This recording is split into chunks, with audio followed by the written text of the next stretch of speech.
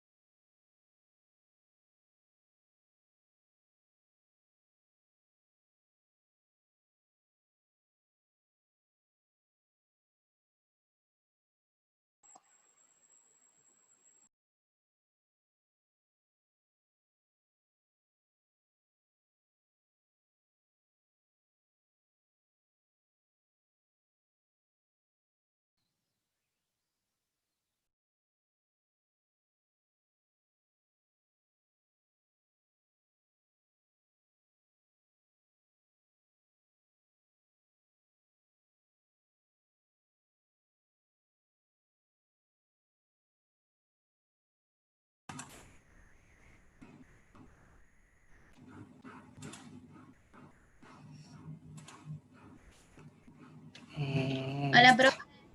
Hola chicos, ¿cómo están? Buenas tardes, doctora. Tanto tiempo, Hola, parece profe. que pasó un montón. Buenas ¿Cómo tardes, están? ¿Todo bien? ¿Qué cuentan? ¿Estamos para empezar todos más o menos? Sí, Sí, profe. Cuéntenme cómo van con las clases. ¿Están teniendo clases? Sí, ¿no?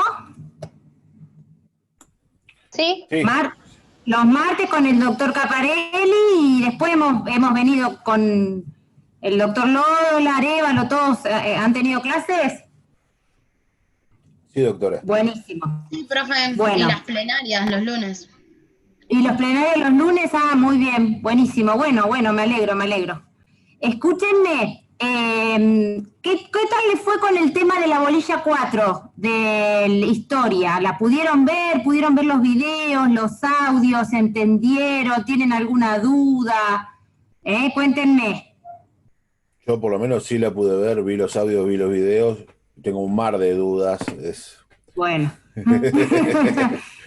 ¿Necesitas que te explique algo? No, O sea, me parece que necesita más bien reiteración en la lectura porque hay muchos puntos que por ahí no hasta el fin de la Edad Media, pero ya cuando empiezan las teorías finalistas y causalistas y empieza a haber muchas similitudes en las teorías o dónde se pone la subjetividad en una o en otra, por ahí empieza como a espesarse un poco más la claro, situación de me la comprensión. parece que un poco, si vos podés hacer como un paralelismo, tal vez la escuela, lo que se llamó la escuela clásica, tiene muchos puntos en cierta medida en común con lo que era con algunos planteos del iluminismo, de ver el delito como una construcción jurídica y bueno, y todo ese tipo de cuestiones.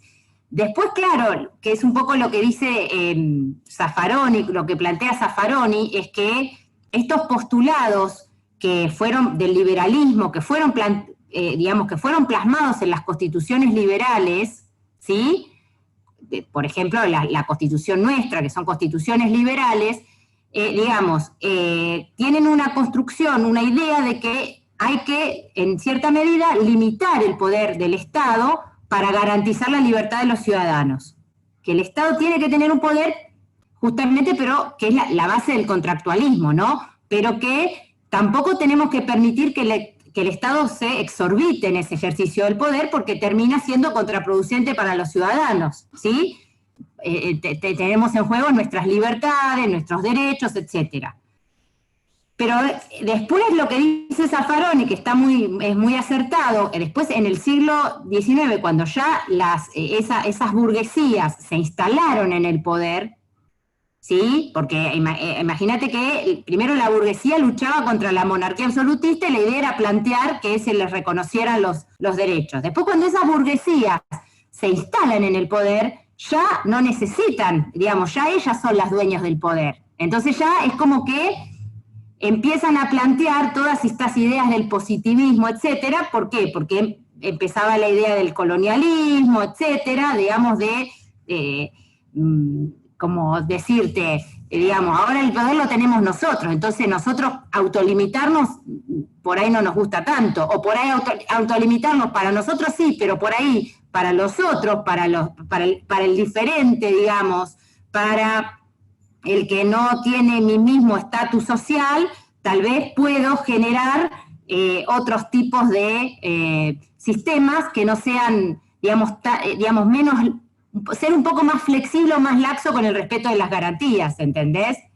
Porque un poco el positivismo lo que plantea es eso. El positivismo lo que plantea es que hay determinados individuos a los que consideramos que están determinados a delinquir por distintas circunstancias, algunos decían física, pero los que más triunfaron son los positivismos, el sociológico, que hay personas que están determinadas a delinquir por ciertas características de ellos, psicológicos, factores sociales, etcétera. Entonces a esas clases las tenemos que controlar. Entonces eso permite el control de las clases subalternas. ¿Entendés? Que se condice con eso, con que es esa burguesía que ya estaba instalada en el poder y ya no digamos, para ellos sí no necesitaba estos principios constitucionales que estudiamos el otro día, ¿entendés?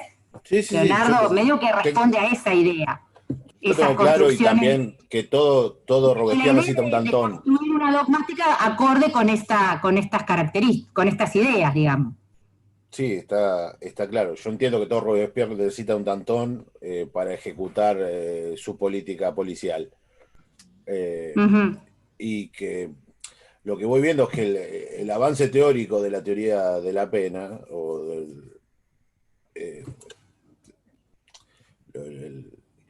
son muy, los cambios son muy finos, excepto en algunas que por ahí sí hay una situación de oposición a la teoría anterior.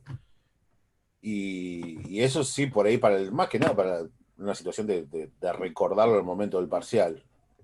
Claro. Porque sí. Sinceramente, más allá de que alguno de los compañeros termine o compañera termine siendo penal, excepto que alguien, para un estudio académico de la teoría de la pena, no le veo mayor importancia, pero si la currícula lo solicita y uno tiene que estudiarlo. Y sí, eso es así. Eso es así. Mirá, después depende un poco cuál es cuando, digamos, en la práctica. Yo te digo, ¿para qué me sirve a mí todo lo que estudiamos, no? Bueno, yo trabajo en penal, entonces yo necesito... Ustedes vieron el fallo que yo les mostré el otro día, que se los di para que lo estudiaran. Ese fallo está aplicando en la resolución de un caso concreto cuestiones concretas. Por eso a mí me parece que está bueno que reforcemos lo de las garantías constitucionales, porque tiene aplicación concreta eso. Porque cuando vos vayas a plantear un caso a un juez, o cuando se lo vayas a hacer un recurso al Tribunal de Casación o lo que sea, vos tenés que tener esa base. Entonces está bueno que estudiemos eso bien, porque después lo vamos a poder plasmar. Yo no sé si estudiar la última teoría del funcionalismo, tal vez eso no sé si tiene tanta aplicación práctica hoy día, ¿entendés?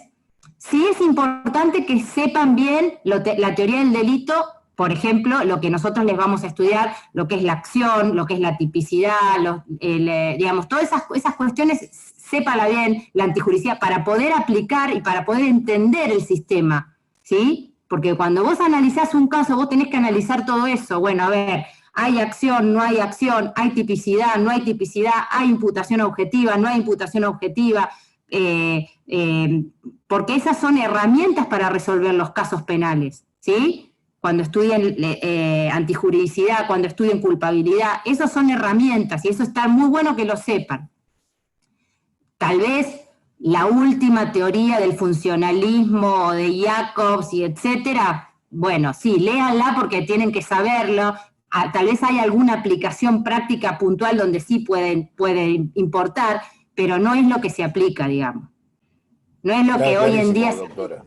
¿Entendés? Está clarísimo. Entonces, léanlo y sépanlo porque, como decís vos, te lo pide la currículum y está bien que lo sepas. Pero, digamos, no es lo que maneja no es, digamos, tenés que ser un súper estudioso de dogmática para que eso realmente lo puedas aplicar y que se lo puedas plantear a un juez, ¿entendés? ¿Sí? Bueno, entonces, más allá de eso, ¿alguna duda concreta o algo que me quieran preguntar que no se haya entendido y que quieren que volvamos o eso? Si no, seguimos con lo del tema de acción, ¿sí? Que nos tocaba ver hoy. ¿Está? Me interrumpen cualquier cosa o me preguntan, ¿ok? Sí, sí. Bueno, yo esta clase de acción se las di el año pasado a los chicos, pero me parece que está bueno que la volvamos a ver ahora con ustedes, para que cualquier inconveniente me vayan preguntando, si tienen dudas me van preguntando. Igual está grabada del año pasado, pero no es lo mismo que ustedes escuchen el audio de la bolilla del año pasado a que yo se los dé, digamos, por lo menos en vivo y en directo en este momento, me puedan interrumpir y hacer las preguntas que quieran, ¿ok? Bueno, esta es la bolilla séptima, que es la bolilla de acción. ¿Sí? Ustedes saben que la acción es como el primero de los elementos del delito,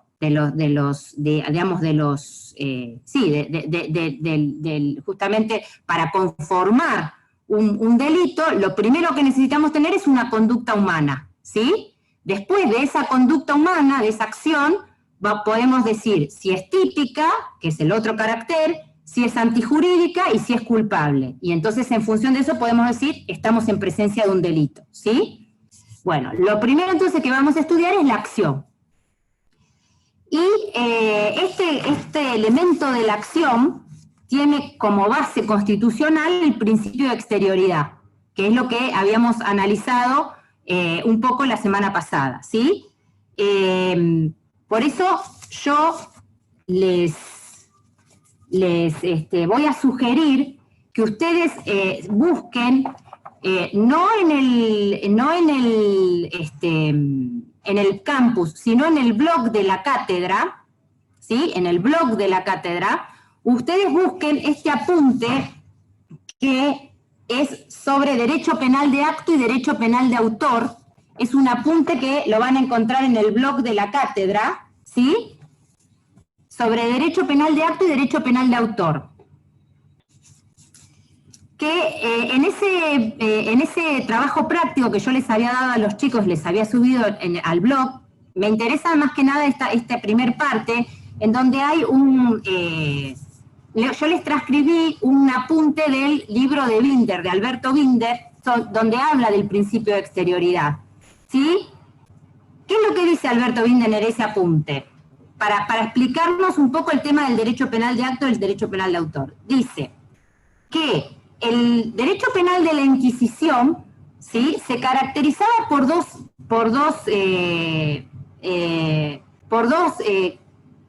bases fundamentales. Por un lado, el carácter incierto y arbitrario de las prohibiciones. Es decir, uno no sabía qué es lo que estaba prohibido, ¿sí? Los ciudadanos no sabían qué es lo que estaba prohibido, ¿sí? Porque estaban sujetos a la decisión de la monarquía absoluta. Carácter incierto y arbitrario de las prohibiciones y de las penas, ¿sí? Y la otra característica de la Inquisición era la permanente búsqueda del fuero interno como forma más eficaz de control, dice Binder.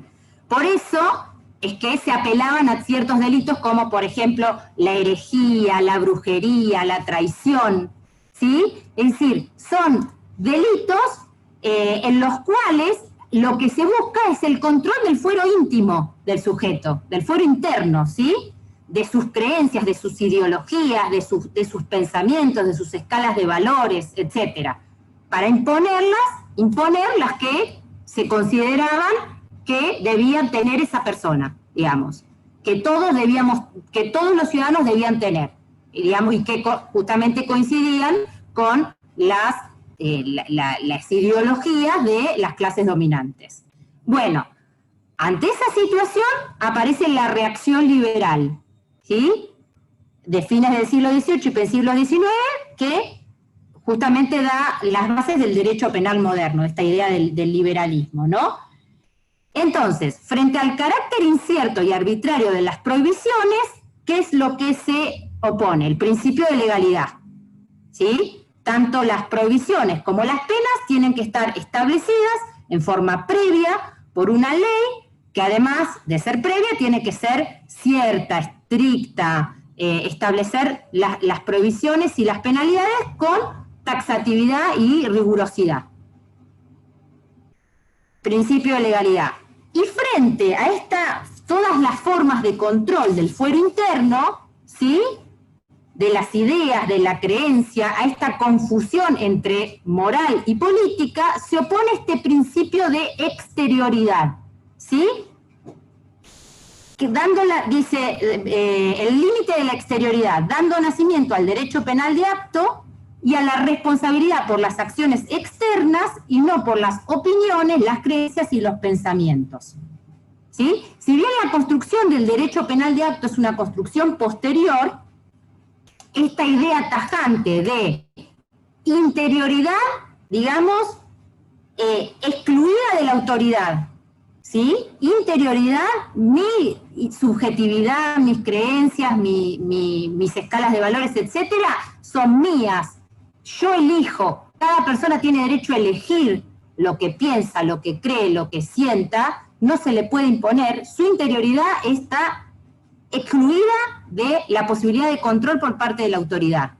La autoridad lo único que puede controlar son las acciones externas, es decir, la manifestación, tal vez de esa interioridad. Es decir, ¿se entiende? Las acciones externas obviamente son manifestación de esa interioridad, pero solamente el Estado puede controlar en la medida en que yo cometa un acto y que ese acto, a su vez, sea lesivo de bienes jurídicos ajenos. ¿Sí? Profe, La Constitución garantiza este principio fundamentalmente en el artículo 19, cuando dice las acciones privadas de los hombres que de ningún modo ofendan el orden, la moral pública ni perjudiquen a terceros, quedan solo reservadas a Dios, es decir, forman parte de mi interioridad y consecuentemente no pueden ser juzgadas por el Estado, y exentas, dice, de la autoridad de los magistrados, que es este principio, el principio de reserva. ¿Sí? Justamente lo que nos garantiza es eso, la posibilidad de que cada uno piense y tenga las ideas, las creencias y las escalas de valores que quiera, ¿sí? Exenta de la autoridad de los magistrados. A partir de ahí surge esta idea del derecho penal de acto, ¿sí? Nace con la reacción liberal y con la Ilustración, que dice que solo se puede castigar por la exterioridad, es decir, acciones externas, y a su vez vamos a decir no toda exterioridad, sino que una exterioridad, obviamente, que sea una voluntad orientada con cierta finalidad que contradiga la ley, ¿sí? Mientras que el derecho penal de autor, que es propio del sistema inquisitivo y de todos los sistemas autoritarios, lo que castiga no es a la persona por lo que hizo, sino que castiga a la persona por lo que es, ¿sí? No es que castiga el acto, es decir, no es que desvalora, es decir, que el acto está desvalorizado por el derecho, sino que castiga el acto, pero por ser un síntoma de lo que la persona es, ¿sí? No es que te castiga a vos por un robo que cometiste, te castiga por ser ladrón, te castiga por ser homicidia, te castiga por ser ofensor sexual, ¿sí? Y además, estas construcciones, digamos, se han, a lo largo de la historia, por ejemplo, digamos, en otras épocas se castigaba por ser homosexual. Todos sabemos que hasta no hace mucho, digamos, la homosexualidad estaba castigada por ser, Profe. o por tus ideas políticas, comunista o Adulterio, anticomunista, profe. o anticanarquista, ¿entienden? Sí, ¿Le puedo hacer una pregunta? sí. Y en caso en el que se pene una conducta, pero usted dice que se castiga a la persona por ser ladrón, por ser homicida, ¿cómo se plasma? ¿Cómo uno ve en ese derecho penal cuando castiga conductas que se castiga a la persona por lo que es? Bueno, por ejemplo, digamos, en los regímenes autoritarios, por ejemplo, ponemos a hablarte de, en el nazismo, se castigaba al enemigo del pueblo alemán, ¿sí? Era un tipo penal de autor, estaba fundado en el espíritu del pueblo alemán y al servicio de las persecuciones políticas, dice, y raciales de los nazis. Es decir, había una construcción en donde estaba castigado ser enemigo del pueblo alemán. ¿Entendés? Pero, claro, si digamos, vos te es como el fijas, por trasfondo ejemplo, en el de... fallo, a ver, si vos te fijas en el fallo que yo les di el otro día, para leer, había una conducta que estaba penalizada en la ley contravencional, que era el artículo 72 de la ley contravencional, que castiga al que esté en estado de ebriedad en la vía pública, y una de las razones por las cuales el juez la declara que es inconstitucional es porque dice que es una manifestación del derecho penal de autor. Estar, digamos, ser borracho, ¿entendés? están castigándote porque sos borracho. Más allá de que ser borracho, en realidad, no es una conducta que se pueda considerar lesiva de bienes jurídicos ajenos. En todo caso, será lesivo de un bien jurídico propio, de mi salud. Si yo me emborracho, me embriago, estoy lesionando un bien jurídico propio, no un bien jurídico ajeno, ¿entendés? Por eso dice que es inconstitucional, es una manifestación del derecho penal de autor, ¿sí? Por ejemplo, en el apunte ese, que yo al que les hago alusión, que ya les digo, lo encuentran en el blog de la cátedra, como es un trabajo práctico, derecho penal de acto y derecho penal de autor, la base es esta, la base constitucional es esta, el principio de exterioridad, ¿no? Bien. Sin embargo, dice Binder, hay formas de evadir el principio de exterioridad del derecho penal de acto, y se pone 3 formas. La primera, dice, es volviendo al castigo del fuero interno de modos directos o indirectos mediante fórmulas abiertas o acercando la punición a la subjetividad. Por ejemplo, cuando la ley aporta fórmulas tan abiertas al describir las prohibiciones que de algún modo, en el fondo, es esto, ¿no? Estar en estado de ebriedad en la vía pública, por ejemplo. ¿Entendés? Pareciera que te está dando una conducta, pero en realidad te está queriendo abarcar a un tipo de persona, ¿sí? O hasta no hace mucho, por ejemplo, la misma ley contravencional sancionaba, digo hasta no hace mucho, porque cuando yo empecé a trabajar en el Poder Judicial, nosotros teníamos que plantear la inconstitucionalidad de un artículo de la ley contravencional que sancionaba a la persona que en la vida diaria se hiciera vestir como persona del otro sexo. Es decir, castigaba el transvestismo, ¿entendés? Castigaba el travesti. ¿Sí? Pero también tenés fórmulas, por ejemplo, que castigan al terrorista, al vagabundo, al corruptor de menores. Digamos, a veces son fórmulas por ejemplo, el que facilite el artículo 125 del Código Penal, el que facilite la corrupción de menores. ¿Qué es facilitar la corrupción de menores? Son fórmulas muy abstractas a veces, que no solamente violan el principio de legalidad, más allá de que la doctrina se encarga de, justamente, se ha encargado de establecer digamos, de limitar, pero desde la formulación legal es muy amplio, porque ¿qué es corromper un menor? ¿Sí? A ver, hay acciones que claramente se puede considerar que son corruptoras de menores, pero hay otras que hay una cuestión un poco nebulosa ahí. No sé, darle un beso en la boca a un bebé, no. Darle un beso en la boca a un nene de 10 años, sí. O no, ¿entendés? Es difícil determinar ahí. ¿Cómo determinás? ¿Bañarte con tu hijo de 2 años? No, ahora bañarte, vos mamá con un hijo o una hija un papá con una nena sí, ¿entendés que es difícil determinarlo? Y la fórmula legal es facilitar la corrupción de menores. Bueno, eso es como un ejemplo, digamos, de construcción que tal vez no solamente vulnera la legalidad, también el principio de exterioridad. Otra forma es, por ejemplo, estableciendo estereotipos, dice, que son los tipos de autor, como yo les decía, el vagabundo, el comunista, el anticomunista, el homosexual, ¿sí? Todos esos tipos de construcciones, que son tipos penales de autor. Y otra forma, que también es una forma de evadir el principio del derecho penal de acto, es, y esta me parece que es la más importante, castigando no por lo que ha hecho la persona, es decir, por un acto anterior, pasado, sino por lo que se calcula que podría llegar a ser en el futuro, es decir, el peligrosismo, ¿sí? Que no es otra forma, es decir, por el grado de peligrosidad que tiene la gente, que es un método de aplicación del positivismo, ¿sí?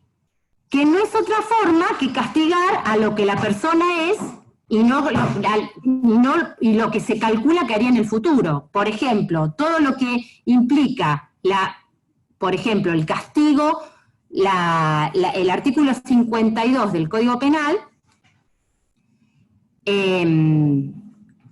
antes de la declaración de inconstitucionalidad, que ustedes la van a estudiar en la segunda parte del cuatrimestre, preveía, o prevé todavía, pero después fue declarado inconstitucional por la Corte en un fallo muy importante que se llamó Gramajo, la reclusión por tiempo indeterminado del multireincidente. Si una persona había cometido tenía muchas declaraciones de reincidencia juntas, aun cuando hubiera cometido delitos leves, pero si había sido declarado reincidente muchas veces, estas múltiples declaraciones de reincidencia podían aparejar como accesoria a la última condena una reclusión por tiempo indeterminado. ¿Sí? Entonces, ¿por qué? Porque se suponía que si la persona había cometido tantas reincidencias es porque era incorregible en cierta medida, ¿se entienden? Eso es una forma de imponerle a una persona una, reclusión por tiempo indeterminado. En función de eso, es castigarlo por lo que se supone que tendría que hacer en el futuro, ¿entienden? Y es una forma de aplicar, es claramente un caso de derecho penal de autor. Por eso es uno de los argumentos por los cuales la Corte Suprema declaró a este artículo inconstitucional. En ese fallo que ya le digo, lo van a estudiar, que se llama Gramajo. ¿Sí? ¿Estamos? Bueno. En la ley contravencional, en esta hay muchos, ustedes si leen el 8031, ustedes van a ver que hay muchos casos de artículos que están ahí al borde de ser casos de tipos penales de autor, ¿sí? Todo el tema del el que castiga al que duerme abajo de los puentes, etcétera, digamos, son todas cuestiones que están castigando, ya les digo, la vagancia, etcétera, determinadas cuestiones que en función del estereotipo de esa persona, más que por un acto lesivo de bienes jurídicos ajenos, ¿entienden? Bueno, entonces, tenemos la idea del derecho penal de acto, ¿sí? El derecho liberal castiga por actos, digamos. A lo que quiero que le entiendan es esto. Vos podés ser malo, podés ser una persona mala, perversa, tener ideas nefastas, no sé. Ser lo peor que vos puedas pensar de una persona. Pero si esa persona tiene esas creencias, pero no lo exterioriza de un modo lesivo para los bienes jurídicos ajenos, el Estado no se puede meter con esa persona, ¿entienden? Y porque cada uno tiene derecho a pensar y a creer lo que quiera. Ahora, o sea, yo por ejemplo puedo participar y considerar que es fantástico, no sé, una teoría de terrorista, ¿sí? Y nadie me puede decir nada. Ahora, si yo, en función de eso, mato a alguien, pongo una bomba o etcétera, ahí sí el Estado me puede captar, ¿entienden? Ahí sí el Estado va a poder intervenir y aplicarme una pena, pero por el acto, ¿sí? No por lo que la persona piensa o la persona cree, ¿entienden? Una pregunta. Sí. La Constitución nos dice también que es cuando no solo afecte bienes jurídicos de terceros, sino la moral pública, el orden público. Y ahí, en ese caso, ¿también se necesita tipificación? O sea, sí, supongo Lo que pasa sí, es que si no afectás bienes jurídicos ajenos, ¿en qué fundás una moral pública? ¿Entendés? La base tiene que ser la afectación de bienes jurídicos ajenos, porque ¿cómo va a considerarse delictiva una conducta que no afecta? Porque, digamos, en el fondo, lo que es la moral pública también, en cierta medida, tiene que haber afectado bienes jurídicos ajenos. ¿Entendés? Qué sé yo, por ejemplo, el castigar a la persona que, no sé, hace exhibiciones obscenas. ¿Sí? ofende la moral pública, pero también ofende a la persona. Digamos, yo no tengo por qué salir a mi calle y ver a una persona desnuda, cuando, digamos, en cierta medida protege digamos, que esas conductas vos no las hagas en un lugar donde puede ser visto por personas que no tienen por qué ver determinadas, ¿entendés? Protege eso, pero hay bienes jurídicos ajenos en juego, ¿entendés? No es solamente por moral, por moralina, digamos, Sí, profe. ¿entendés? Sí. Claro, porque ahí habría una contradicción también, digamos. No, porque el orden público es un bien jurídico. Sí. ¿Entendés? Sí. Es un bien jurídico, la tranquilidad pública es un bien jurídico que nos afecta a todos. ¿Sí? Cuando, digamos, y son bienes jurídicos que el Estado tiene que, por los cuales tiene que velar, que haya tranquilidad pública, digamos. Hay hechos que pueden generar una conmoción en la sociedad y que entonces el Estado sí tiene que intervenir, pero esos son bienes jurídicos que tienen, donde afectan a terceros, ¿entendés?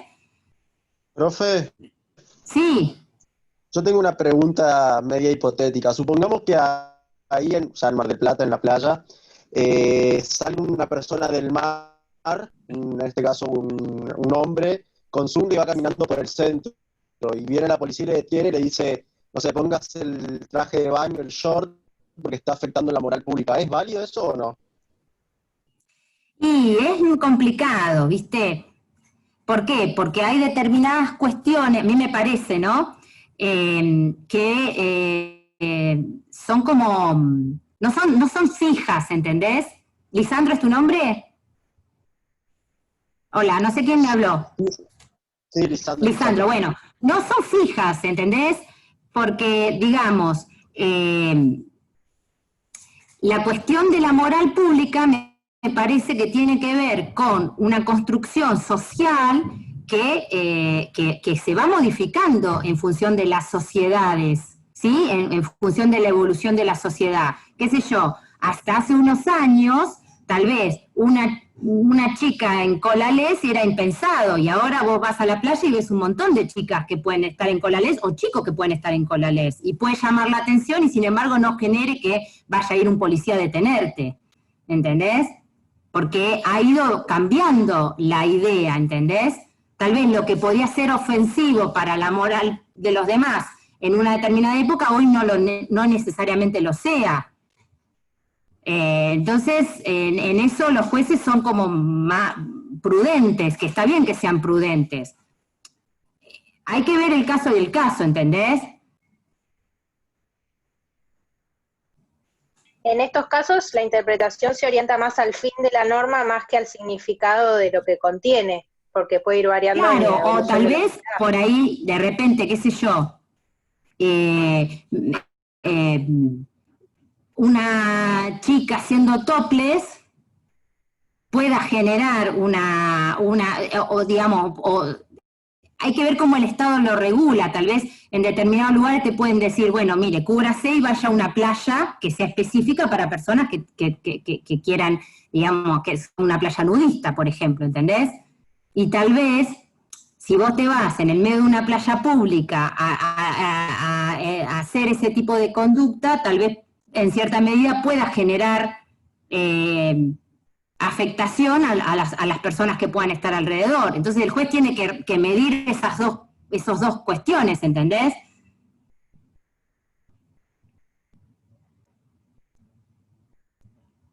¿Sí? ¿Respondí más o menos tu pregunta? Sí, era un caso hipotético para tener en cuenta. Claro, mira, se ha dado esto, estas cuestiones se dan, me parece que en Necochea, hace un tiempo había unas chicas en toples y la policía las detuvo, o las paró, le dijo que se taparan, y estos casos generan controversias, no está totalmente definido, ¿entendés? Hasta dónde son exhibiciones obscenas y hasta dónde no. ¿Sí? Por ejemplo, vos vas a una playa de otro país y eso es completamente normal, y tal vez acá no parezca raro, ¿entendés? De repente una persona, un varón en zunga o en colalés. De ahí a que vaya un policía a detenerte, no sé. ¿Sí? Bueno, vamos a ver el concepto de acción. A ver.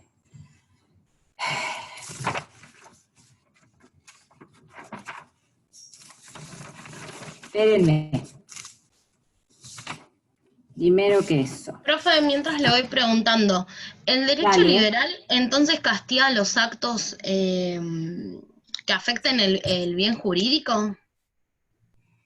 Claro, en el derecho penal liberal no se castiga por lo que la persona es o por lo que la persona piense o sus creencias, sino por actos, por un acto que tiene que tener una cierta exteriorización, pero que además, por el principio de lesividad, tiene que ser lesivo de bienes jurídicos ajenos.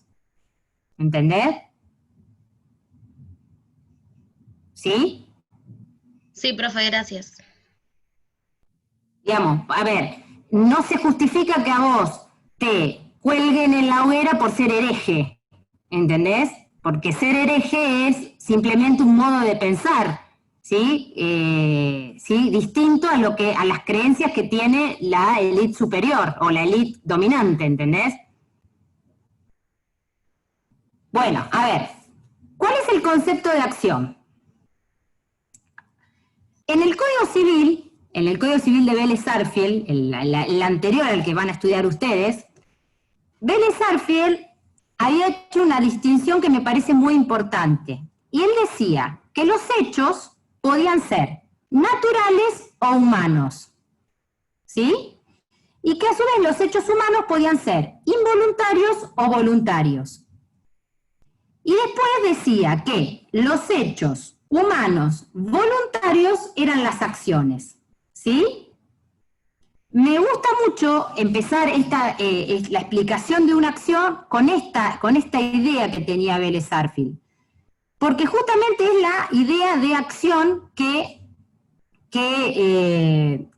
se aplica. Por un lado, la acción, ¿qué es? Es primeramente un hecho en el sentido de que tiene que tener una exteriorización, ¿sí? Como ya les dije, no es una mera creencia, no es un pensamiento del autor. Tiene que haber existido una exteriorización de ese pensamiento, ¿sí? Por eso es que decimos no se puede penalizar la subjetividad, los pensamientos, las ideas, las creencias, ¿sí? Sino que tiene que haber una exteriorización en una manifestación externa de esa creencia, ¿sí? Entonces, que es todo lo que estuvimos hablando hasta recién. Entonces, por un lado hay un hecho. A su vez, ese hecho tiene que ser humano, ¿sí? No están penalizadas, o por lo menos no pueden ser castigadas por el derecho penal las conductas de los animales.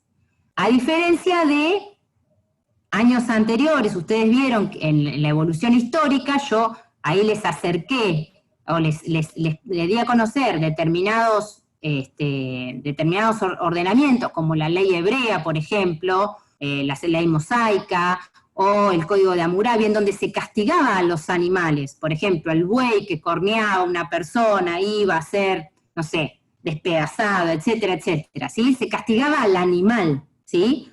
Hoy en día, nosotros no castigamos a un animal que haya, por ejemplo, no sé, un perro que muerde a una persona. No se castiga al animal en sí. Puede ser que se aplique una acción preventiva si es un animal peligroso y se considera que no puede ser resguardado debidamente, ¿sí? Pero no es una pena en el sentido de una pena, un castigo a ese animal. ¿Se entiende? Al que sí se lo puede de algún modo penalizar es al dueño o al que debía cuidar el animal si no lo hizo como correspondía. ¿Sí? Supónganse, si yo llevo a un perro peligroso y por la calle y no lo llevo con bozal, con correa, etcétera, y ese animal lastima a alguna persona, puede ser que a mí me hagan una causa penal, ¿se entiende? Por las lesiones culposas, por no haber llevado el debido cuidado a un animal que es peligroso. ¿Se entiende? Por no haber tenido el debido cuidado en el control de ese animal que es peligroso. Y eso generó unas lesiones de una persona, ¿entienden? Pero al que van a castigar en última instancia es a la persona, no al animal, ¿sí? Acá, justamente hay una cuestión importante que es qué pasa con las personas jurídicas. ¿Sí? Porque decimos que la acción es un hecho humano, fundamentalmente. Entonces, el problema es qué pasa con determinados delitos que puedan ser cometidos utilizándose para ello una figura de una sociedad, por ejemplo. ¿Sí? ¿Qué hacemos en este caso? Bueno, ahora lo vamos a tratar, el tema de las personas jurídicas. Pero déjenme terminar con la construcción del delito. Entonces, de la acción, digamos, decíamos que la acción es un hecho que tiene que tener una cierta exteriorización, que tiene que ser humano, y la otra característica de la acción es que tiene que ser voluntario, es decir, tiene que ser ejecutado con un mínimo de voluntariedad. No cualquier movimiento del cuerpo puede ser considerado que se ejecuta con voluntariedad. Ustedes van a ver que hay determinados movimientos del cuerpo que se pueden ejecutar sin que entren en funcionamiento los centros superiores del cerebro, que son los que justamente establecen la base de la voluntad, ¿sí? No sé, si a mí, por ejemplo, me pinchan, entonces yo hago así, como un acto reflejo, y golpeo a alguien y lo lesiono, eso no es un movimiento voluntario, no lo ejecuté con voluntariedad, más allá que moví mi cuerpo, ¿entienden? Por eso, el acto humano para ser considerado acción tiene que ser voluntario, es decir, tengo que haber tenido un mínimo de voluntariedad, de poder de decisión, justamente de esta cuestión, ¿sí? Yo tengo que haber podido de cierta medida decidir conscientemente que estaba realizando ese movimiento para que se pueda considerar una acción, ¿sí? Después vamos a analizar, no hoy sino mañana, cuáles son las causas de exclusión de la acción, y van a ver que todas tienen que ver con esto, con la involuntariedad, ¿sí? Y son 3, la fuerza física irresistible, los actos reflejos y los estados de inconsciencia, ¿sí? Y vamos a ver qué casos puede darse de delitos, o de, digamos, no delitos, porque si no habría acción, no son delitos, donde puedan estar en juego esta cuestión, y excluirse entonces de esa medida de la acción. Profe, la molesto Entonces, si repite las 3, por favor. ¿Las 3 casos de exclusión de la acción? Sí, profe, porfis. Bueno, escúchame. Dijimos, primero, que la acción es un hecho que tiene una cierta exteriorización, que tiene que ser humano y además voluntario. Las causas de exclusión de la acción son, que tienen que ver con la falta de voluntad, son la fuerza física irresistible, los actos reflejos y los estados de inconsciencia. Eso lo vamos a ver mañana, en la clase de mañana, ¿sí? Así que no te preocupes, lo vamos a ver con detalle. El cuarto requisito, que acá es donde medio están peleados las doctrinas, es la finalidad, ¿sí? Justamente si la acción, para ser considerada acción, tiene que ser final o no tiene que ser final. Tiene que tener en cuenta la finalidad, que es el sentido de la acción, o no. Los finalistas dicen que sí, porque dicen que no puede haber una acción que se ejecute para la nada, o en la nada, y los causalistas decían que no era necesario que tengamos en cuenta la finalidad acá, por eso ellos no la estudiaban acá, no la ponían en la acción, la ponían más adelante, ¿sí? Pero bueno, para los finalistas sí es importante la cuestión de la finalidad, ¿sí? Como otro carácter de la acción. Profe, una pregunta, ¿la finalidad sería el resultado? Sí, el sentido es el resultado, sí. Sí. Bueno, déjenme que les haga un paréntesis para tratar el tema entre los sujetos de la acción, la cuestión de las personas jurídicas, ¿sí? Hacemos un paréntesis y hablamos de los sujetos de la acción. Bueno, dijimos que, como principio general, los únicos que pueden ser capaces de acción son las personas humanas. Ya dijimos que no los animales, ¿sí? Entonces, el problema que tenemos acá es qué pasa con las personas jurídicas. Cuando ustedes analicen el tema, si lo leen por Zaffaroni, Zaffaroni lo que dice es que los que creen que hay que penalizar a las personas jurídicas son los partidarios de la teoría orgánica o de la realidad de las personas jurídicas.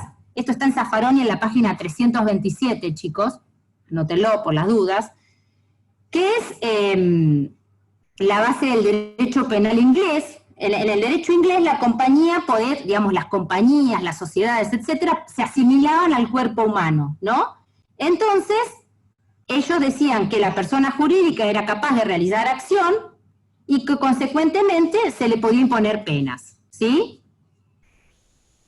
Porque para ellos era la teoría orgánica o de la realidad de las personas jurídicas. O sea, ellos decían, son reales. Las compañías, las sociedades, las ONG, la SRL, la sociedad anónima, son reales. Tienen lo mismo, tienen brazos ejecutores, tienen un directorio que es como si asemejara un cerebro, y entonces, de la misma modo, le podemos poner penas igualmente que una persona humana. Ahora, otros, digamos, nosotros, por un lado,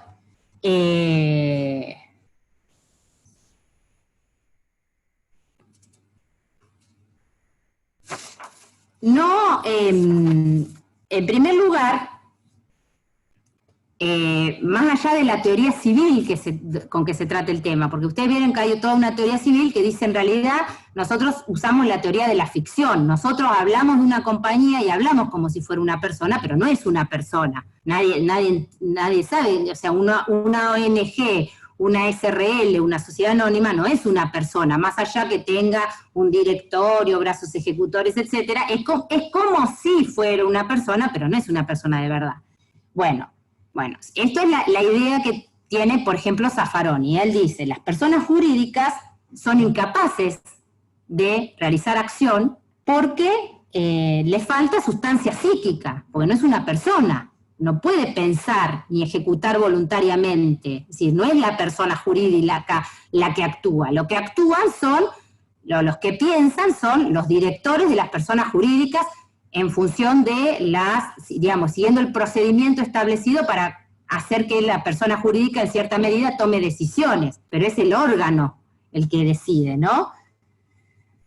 Entonces, lo que dice es que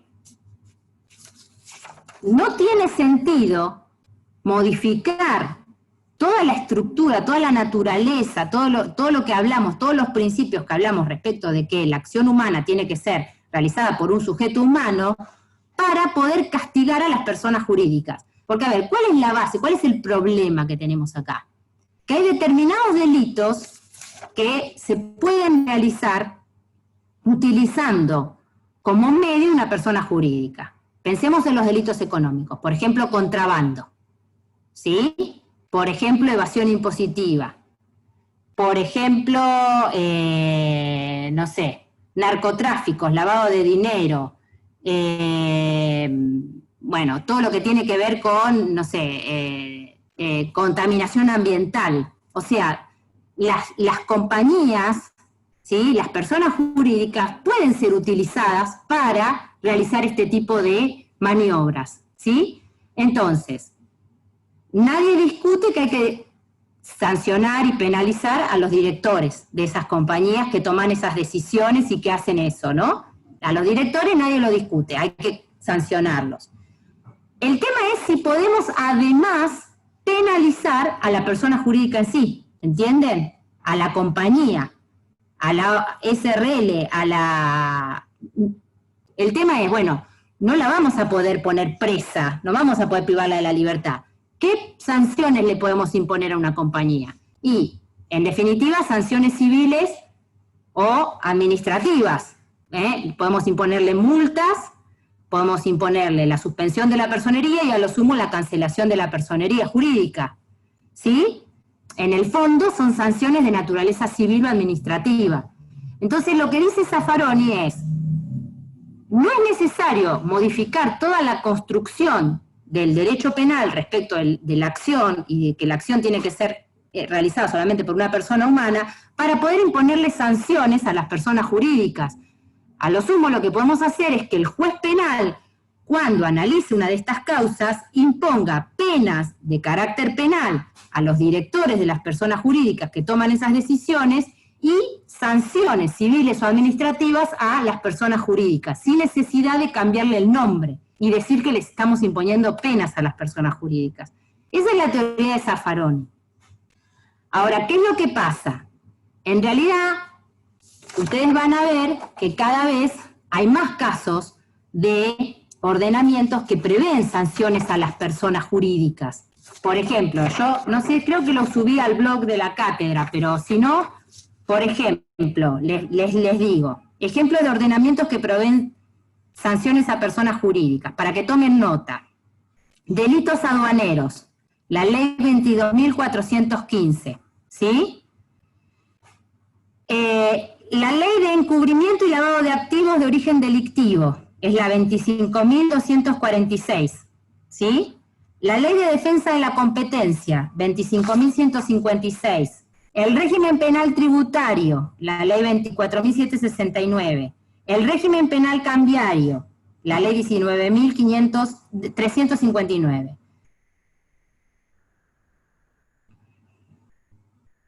Miren, por ejemplo, les leo el artículo del régimen penal tributario, el artículo 14 de la ley 24.769, dice, cuando régimen penal tributario, ¿no? Cuando alguno de los hechos previstos en esta ley hubiere sido ejecutado en nombre, con la ayuda o en beneficio de una persona de existencia ideal, una mera asociación de hecho o un ente que a pesar de no tener calidad de sujeto de derecho, las normas le atribuyen condición de obligado, la pena de prisión se aplicará a los directores, gerentes, síndicos, miembros del Consejo de Vigilancia, administradores, mandatarios, representantes o autorizados que hubiesen intervenido en el hecho punible, inclusive cuando el acto que hubiera servido de fundamento a la representación sea ineficaz. O sea, penaliza a los directores, ¿sí?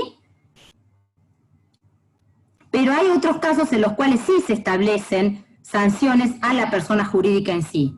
Ya les digo, que pueden ser multas, suspensión de la personería o a lo sumo cancelación de la personería. Entonces, normas penales que establecen penas para personas jurídicas. ¿Y esto por qué?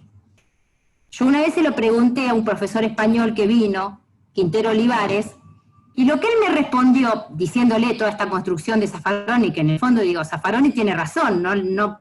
¿Por qué llamamos penas a cuestiones que en el fondo son civiles o administrativas? Y él lo que él me dice es que, como se ha visto la ineficacia del sistema administrativo para sancionar a las personas jurídicas, es como que de algún modo esto se le impone al juez penal, para que lo haga el juez penal, diciéndole que son penas, ¿entienden?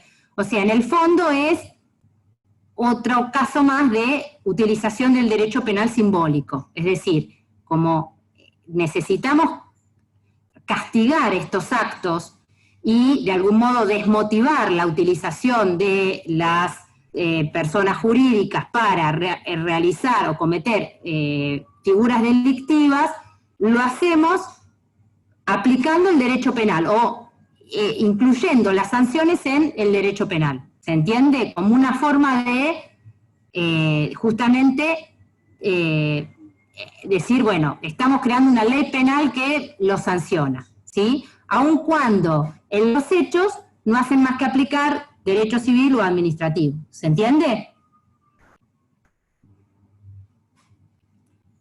¿Entienden lo que les explico, chicos? Sí, se entiende. Sí. Sí, doctora. Bueno.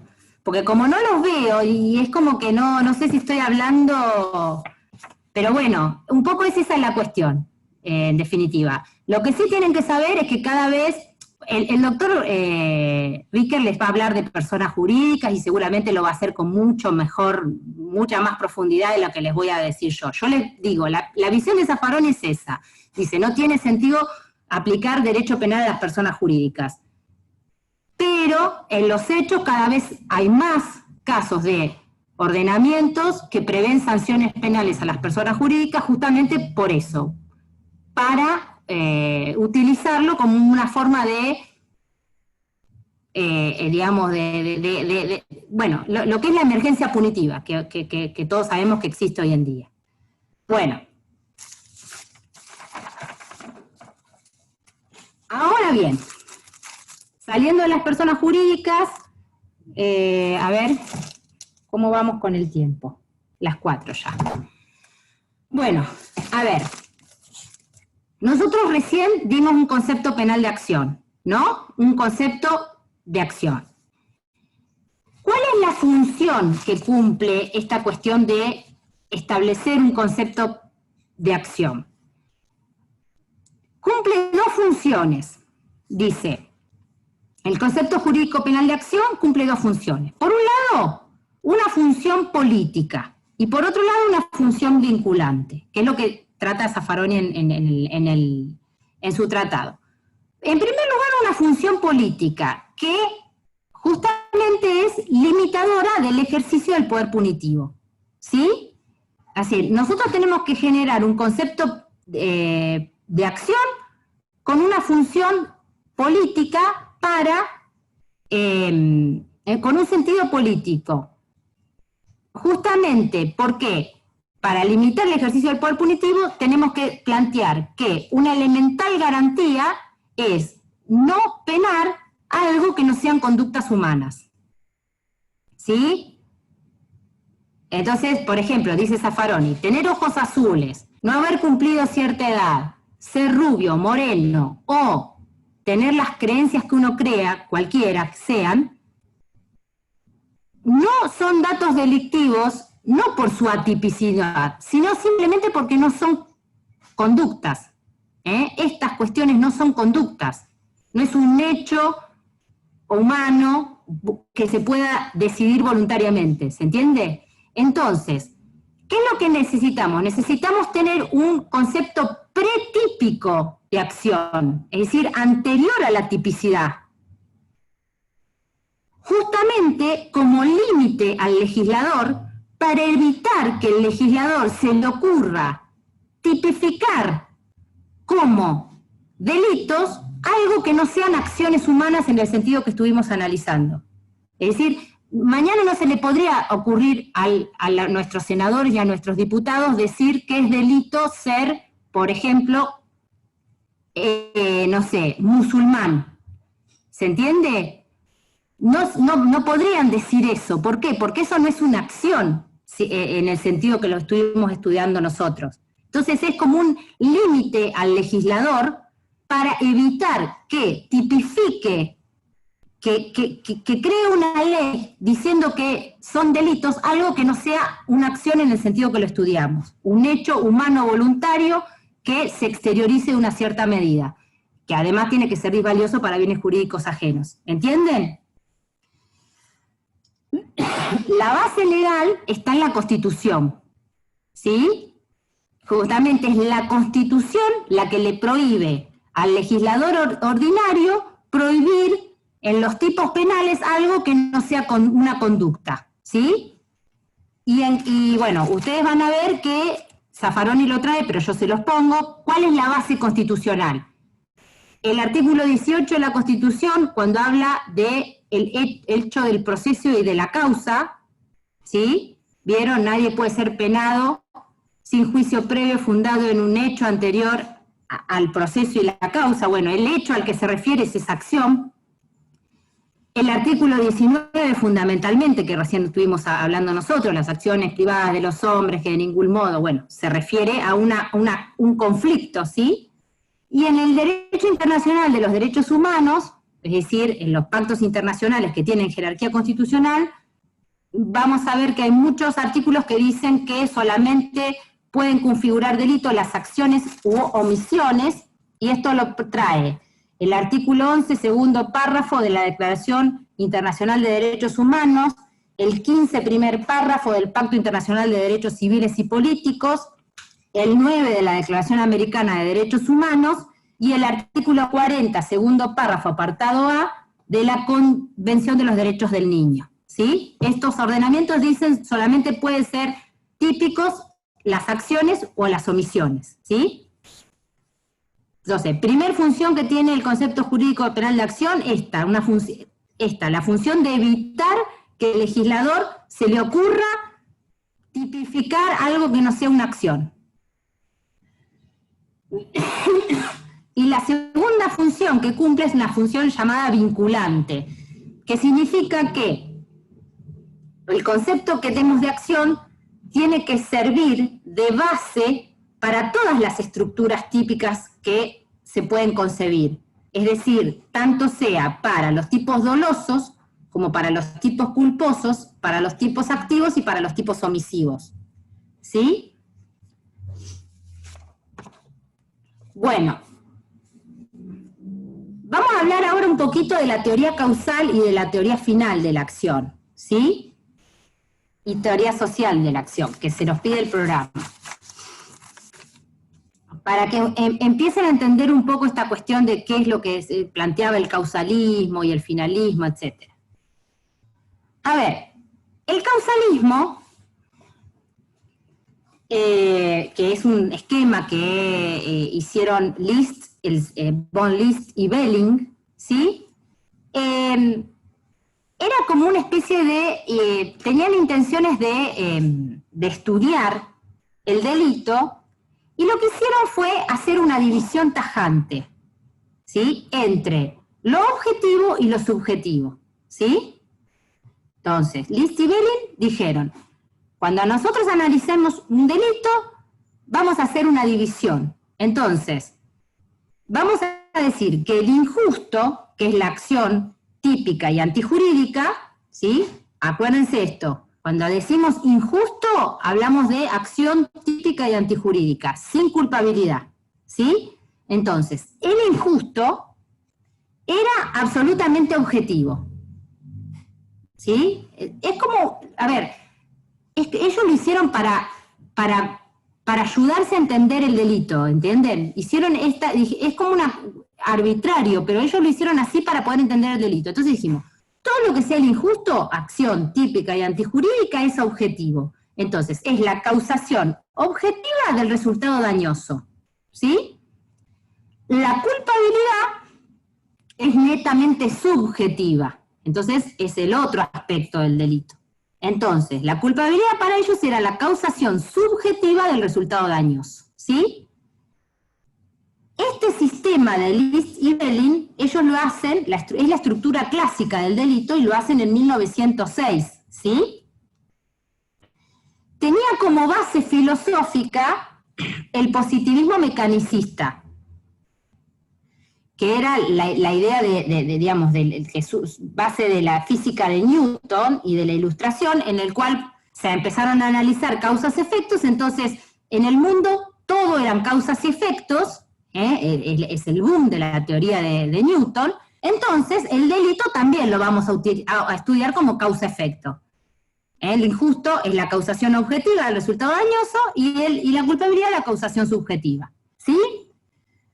Por eso ellos dieron un concepto naturalista de la acción, en donde le extraían todo lo que tenía que ver con lo subjetivo, porque lo subjetivo lo pasaban a estudiar directamente en la culpabilidad. O sea, no es que no lo analizaban, pero lo analizaban más adelante, cuando estudiaban la culpabilidad.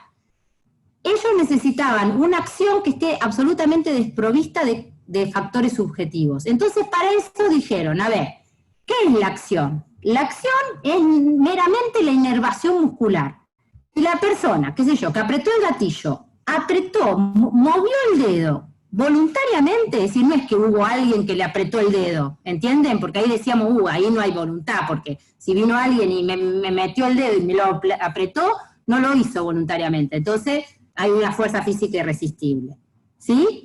Pero él dice, sí, apretó el gatillo y movió el dedo voluntariamente, esta inervación muscular ya me alcanza para considerar que realizó acción la persona, ¿sí? No importa con qué finalidad lo hizo, ¿sí? La mera inervación muscular, ¿sí? El movimiento de los músculos, el movimiento de apretar el gatillo, sin necesidad de la finalidad, sin necesidad, digamos, con la causación del resultado homicidio, sin finalidad ya era suficiente para considerar que había acción, ¿sí? Mientras que la omisión para ellos era la distensión muscular, es decir, el no hacer, ¿sí? Justamente más la causación del resultado y sin que la intención de distender los músculos, ¿sí? Bueno, esto que nos parece muy, es como muy arbitrario, ¿sí? Hoy en día nos parece arbitrario, pero en el esquema de pensamiento de ellos era muy simple, porque eso lo que les permitía era dejar al injusto absolutamente objetivo, no tener que meter la subjetividad de la persona en eso, ¿sí? Porque, a ver, ¿movió voluntariamente los músculos? Había acción. ¿Estaba tipificada como delito? Sí, estaba tipificada. Hay tipicidad. No había ninguna causal de exclusión de la antijuridicidad, no lo hizo legítima defensa, el estado de necesidad justificante, no. Bueno, listo, hay injusto, decían. Después nos vamos a fijar en la culpabilidad, si lo hizo con dolo, si lo hizo con culpa, ¿entienden? Pero ellos lo dejaban eso para estudiar más adelante, la culpabilidad. Y decían, hay un movimiento voluntario que está tipificado, y con antijuridicidad, listo, bueno. Hay injustos, ¿sí? Bueno, este esquema ya de entrada empezó a recibir muchas críticas. Básicamente las críticas estaban dadas porque decían, no respeta la ontología de la conducta. La ontología es la parte de la filosofía que estudia los entes, ¿sí? Estudia lo que son los entes. Entonces, si vos analizás ontológicamente lo que es una acción, vos no podés hablar de una acción sin finalidad. Yo hace una hora que estoy moviendo los músculos de mi boca, estoy hablando, pero esto no es un mero movimiento de músculos, es una acción final, o sea, yo estoy tratando de explicar, entonces yo no le puedo extraer la finalidad a ninguna acción, es arbitrario hacerlo, ¿entienden? Más allá de que ellos pretendían simplificar, no podés simplificar algo que es complejo, no hay acciones sin finalidad, y no podés extrapolar lo subjetivo del objetivo, ¿entienden? Por eso no sirve el sistema causal, no servía el sistema causalista, porque era muy pobre en ese sentido. Bueno, ¿qué pasó? Con el tiempo, bueno, y justamente tampoco reconocía los componentes subjetivos del injusto. Bueno, después ellos lo cambiaron, porque cuando este positivismo mecanicista se empezó a revelar como falso, el mundo era algo más que causas-efectos, cayó esta idea del positivismo mecanicista, entonces aparece otra forma, que es la estructura neoclásica, o el neocantismo, de Edmund Metzger, que mantiene el esquema objetivo-subjetivo, este mismo esquema del causalismo clásico, lo mantiene, pero ya cambia la base filosófica, y dice, no es que lo mantenemos porque nos creamos que esto es así, sino simplemente porque nos sirve. Entonces usa como base el idealismo. Le cambian la base filosófica, pero siguen manteniendo el mismo esquema. Y hasta no hace mucho tiempo, chicos, cuando yo estudié en la facultad, yo tengo 47 años, pero cuando estudié en la facultad hace 20 y pico de años, ¿sí? Estudiábamos causalismo. A mí me hacían estudiar el causalismo, ¿entienden? Bueno. El esquema ese, ya les digo, no sirve, ¿por qué? Porque no respeta la ontología, el ser de la conducta, ¿sí? ¿Por qué? Porque le intentan sacar la finalidad y cuando vos le extraes la finalidad a la conducta, te queda en un mero proceso causal. Ya les digo, es como si yo hubiera estado moviendo los músculos de mi boca nada más para hablar, sin un sentido. Y eso no es una acción, ¿entienden? Una acción no la podés extraer el sentido que tiene, el resultado. Bueno, ¿cuál es el sentido de que yo esté hablando? El sentido es, bueno, explicar un tema de derecho penal, ¿se entiende? Bueno, y además, fundamentalmente, ¿por qué? Porque es innegable que la finalidad tiene que estar, va junto con el movimiento para poder darle las características a la acción, y además porque ustedes van a ver que hay muchos tipos penales que se construyen en función de la finalidad, ¿sí? En donde no puedes extraerle la finalidad. por ejemplo, que son los llamados elementos subjetivos del tipo penal.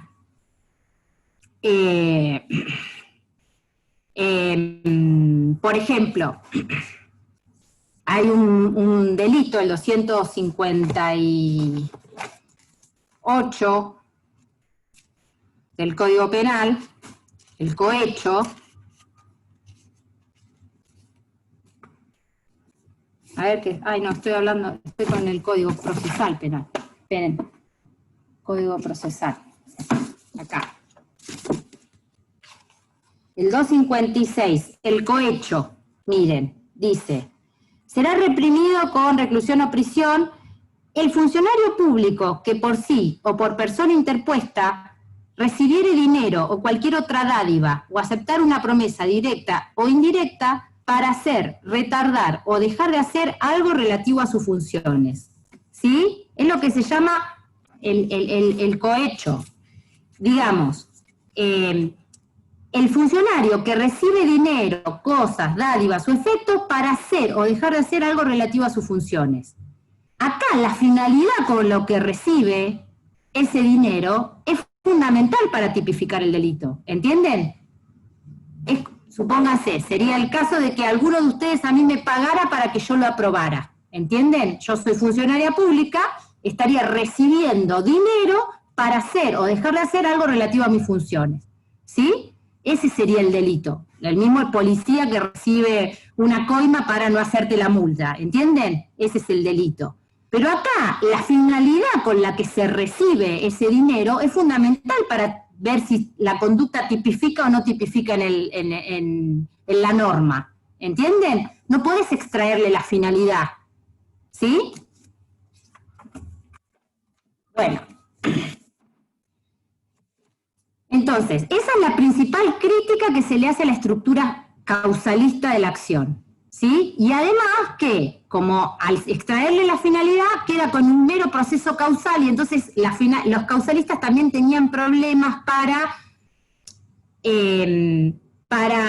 limitar la causalidad, es decir, para determinar hasta cuáles consecuencias se le van a imputar al autor y cuáles no, porque era un mero proceso causal, y si vos no tenés la finalidad no podés ver hasta dónde. ¿Sí? Por eso tenían que recurrir a un montón de teorías de la causa más próxima, la causa, etcétera, para poder resolver estas cuestiones que con la teoría de la imputación objetiva se resuelven fácilmente sin necesidad de llegar a eso, ¿sí? Bueno. Esta es la teoría causal de la acción. La teoría final de la acción, que el creador es justamente Hans Belzel, justamente crea esta teoría final de la acción para criticar al causalismo por esta deficiencia que tenía, ¿sí?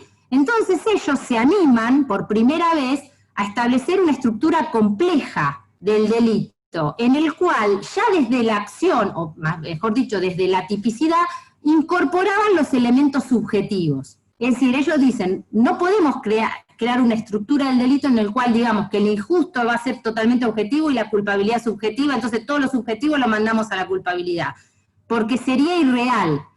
Lo lógico es pensar la acción ya como una acción final, en donde las componentes subjetivos están ahí mismo, ahí mismo están los componentes subjetivos de la acción, ¿sí?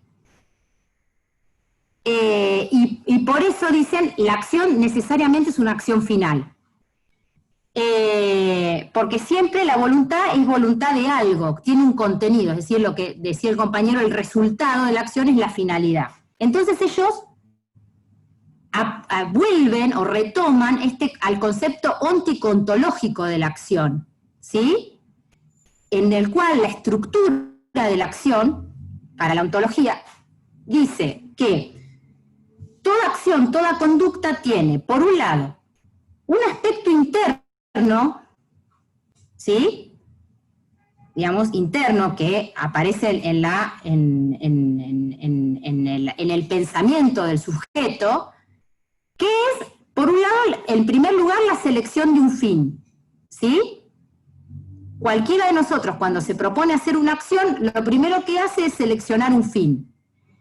Después, hay otro aspecto que también es interno, que es justamente que va desde la selección de los medios para la obtención del fin,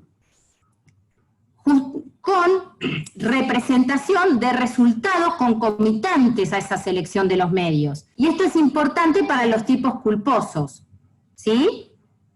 Entonces, cuando yo me propongo una acción, lo primero que hago es seleccionar un fin. Después es como que me retrotraigo pensando en qué medios necesito para conseguir esa finalidad. Cuando yo hago esto, tengo que pensar en distintas alternativas que se pueden dar en esa causalidad y que de algún modo son resultados concomitantes de los medios que yo elijo, ¿sí?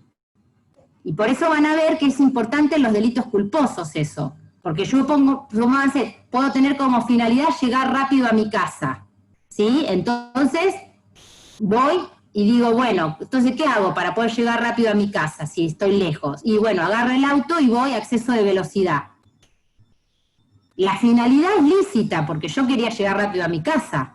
El problema es que la selección de los medios que yo hago es defectuosa, porque yo en esa selección de los medios violo un deber de cuidado, al ir a exceso de velocidad o al pasar algún semáforo en rojo. ¿Entienden? Y eso es lo que tipifica un delito culposo, o da lugar a un delito culposo. Y el último elemento de esta estructura ontológica de acción es la exteriorización de la conducta, que es la puesta en marcha de la causalidad para cumplir esa finalidad que me propuse. ¿Se entienden? Que es el aspecto externo, que es lo que se ve de la conducta. Pero lo que dicen los finalistas es todas las acciones tienen esa estructura, ¿sí? Una selección de fines, la ideación de los medios para lograrlos y la puesta en marcha de la causalidad para justamente llevar a cabo la acción.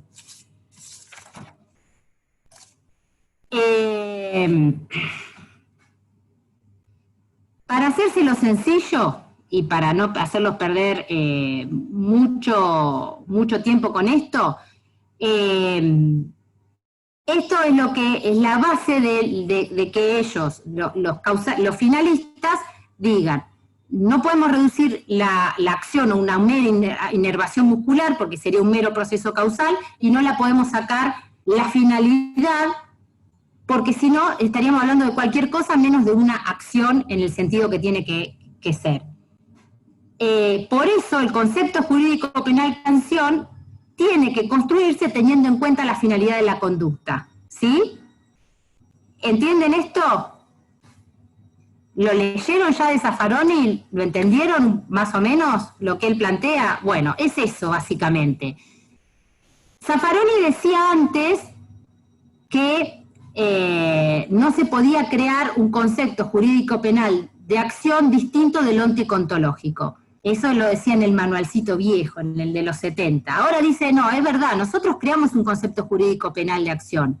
Lo que pasa es que en la medida que se corresponda mejor con el onticontológico va a ser mejor, ¿entienden? Es decir, si nosotros vamos a hablar de la acción y en la medida en que lo hagamos mejor o esté más de acuerdo con el concepto onticontológico, vamos a hablar de algo más real y entonces por eso va a ser mejor. Por eso es mejor el concepto de acción que dan los finalistas que el que dan los causalistas, porque incorpora esta cuestión de la finalidad. ¿Sí? Bien. Ahora, cuando hablamos de la finalidad, a ver, esperen que quiero ver cuál nos vamos con el tiempo. Ya estamos casi llegando al final. Recién un compañero me preguntó, ¿qué es la finalidad? ¿El resultado?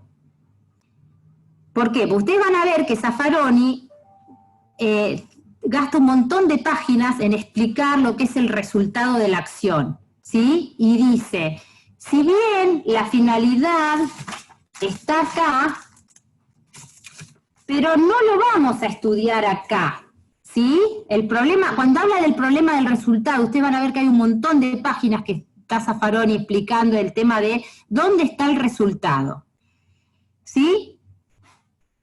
Ahora, el resultado es justamente la exteriorización de la voluntad, ¿sí?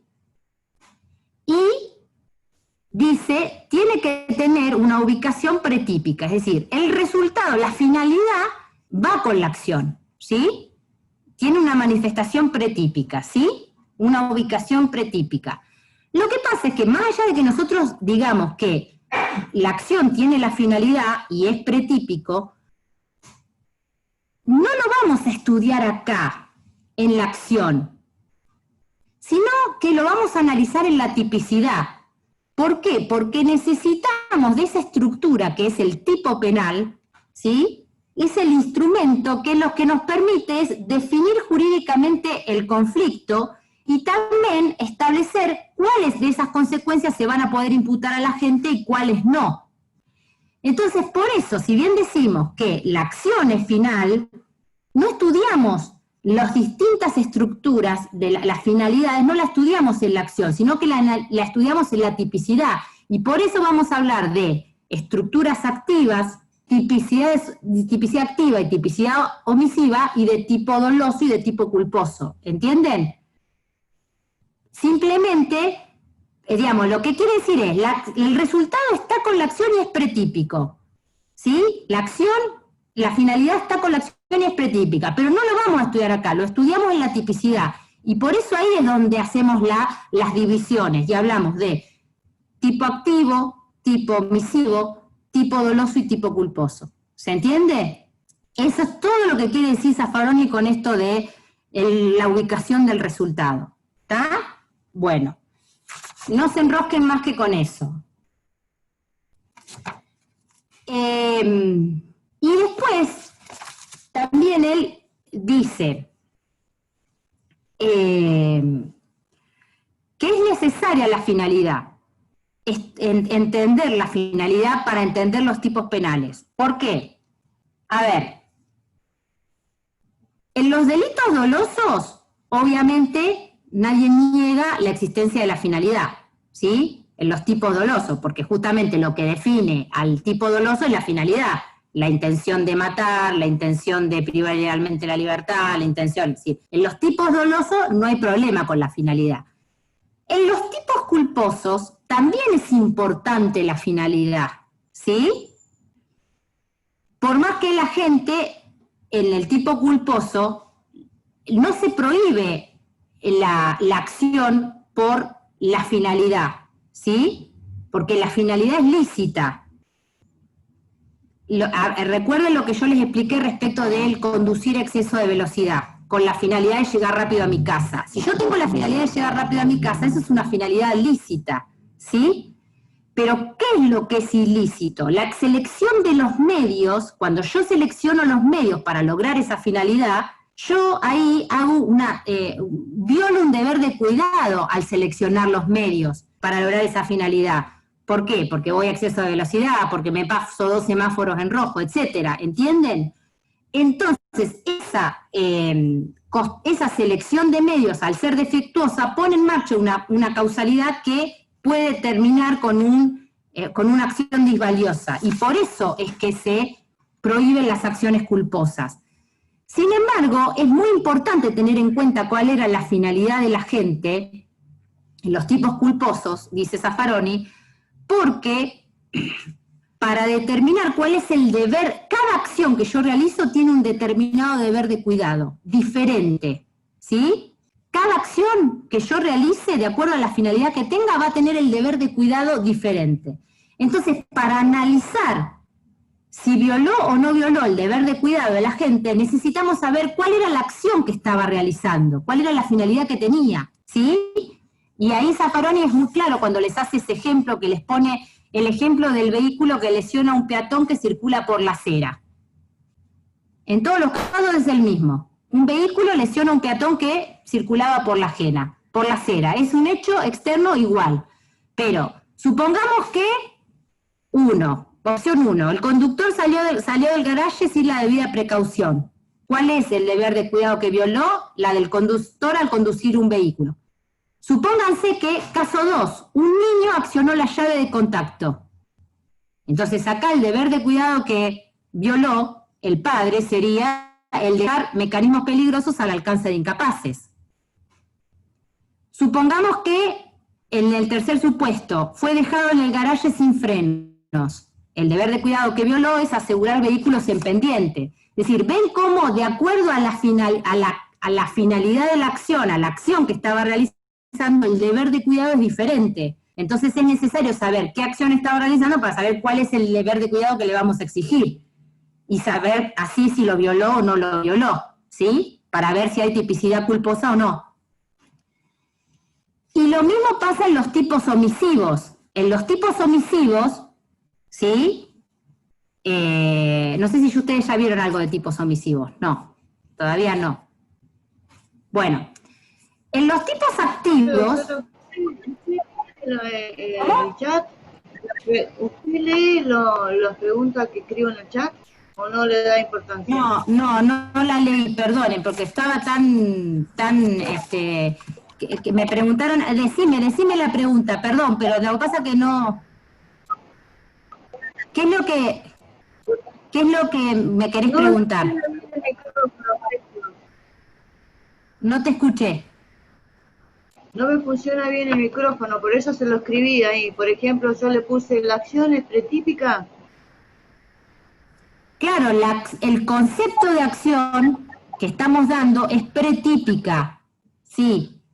Justamente ¿para qué? Para evitar que en el tipo penal el legislador se le ocurra penalizar como delito algo que no sean acciones, ¿entendés? Por eso estamos dando un concepto de acción pretípico. Nosotros no estamos diciendo que depende de la voluntad del legislador, estamos diciendo que el concepto de acción viene de la Constitución. Es un hecho humano que tiene cierta exteriorización y que tiene que ser ejecutado con voluntad, ¿entendés? Y además, ahora estamos incorporando la nota de la finalidad. ¿Sí? Bien, y otra pregunta, yo le puse ahí si el finalismo, la acción voluntaria es final. Y el causalismo sería el cuerpo producido por un acto de voluntad. ¿Cómo? A ver si me escucha, le repito, el finalismo es la acción voluntaria final. Esa es la primera pregunta. Y la segunda pregunta... para el finalismo la acción tiene que ser final, sí. Bien, y en la segunda, otra pregunta que le puse es si el causalismo sería el movimiento corporal producido por un acto de la voluntad. Sí, totalmente, pero lo que pasa es que la diferencia está que para el causalismo no tienen en cuenta la finalidad, ¿entendés? Para los dos tiene que haber un movimiento voluntario. Ustedes van a ver que las causales de exclusión de la acción son las mismas para el causalismo que para el finalismo, porque los dos dicen que tiene que haber un movimiento humano voluntario. Eso están de acuerdo. La diferencia está en que la finalidad para los causalistas no se estudia hasta el momento de estudiar la culpabilidad, ¿entendés? Mientras que para los finalistas la acción es final, entonces la finalidad está junto con la acción. Lo que pasa es que ellos tampoco la analizan en el momento de la acción, sino que lo analizan al tener la estructura típica de los tipos penales, o sea, en la tipicidad. Por eso vas a ver que estudian y hacen la distinción entre tipos dolosos, tipos culposos, tipos activos y tipos omisivos. ¿Entendés? Sí, gracias, ¿Sí? doctora. ¿Me entendiste? Bueno. Sí, sí. Bueno. Doctora. Le termino sí. Sí, el concepto social de acción, ¿complementa el concepto final de acción? En principio, a ver, ahora vamos a terminar con el concepto final y después vemos el concepto social de acción, ¿sí? En realidad el concepto social de acción lo que incorpora es la idea de la dañosidad social de la conducta. Pero ustedes van a ver después que la crítica que se les hace es que dicen que, en definitiva, la cuestión de la dañosidad social tiene más que ver con la tipicidad más que con la acción, ¿sí? Lo vamos a ver, como no vamos a llegar a ver todo, si quieren, cortamos acá y mañana seguimos y terminamos la bolilla, ¿les parece? Sí, sí. Porque ya es casi la hora, ¿no? Perfecto, y estamos todos doctora, medio gracias. cansados. Sí, son las 1:30. Mañana terminamos la bolilla. Todas las... Saludos, hasta mañana, doctora. Listo. Todas las dudas mañana me las hacen, ¿sí? Nos vemos mañana a las 3. Gracias. Chao, chicos.